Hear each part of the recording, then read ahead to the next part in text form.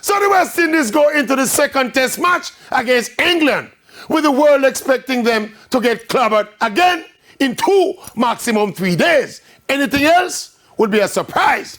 And you know, one man in the process who is not being mentioned, and that is Jamaican head coach Andre Coley. Honest, hard-working cricket soldier.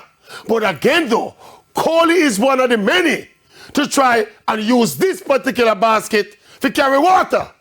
Coaching is far from being the biggest problem with West Indies cricket. On a list of 1 to 10, coaching would be about number 11. These kinds of embarrassing performances and results are unfair to Coach Coley, and indeed to many of these young, inexperienced players who, through no fault of theirs, are being sent into those hostile battlefields.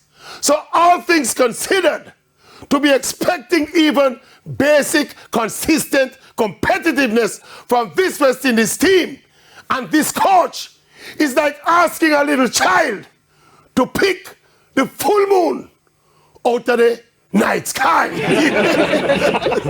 pick the full moon out of the night sky. See if we can pick it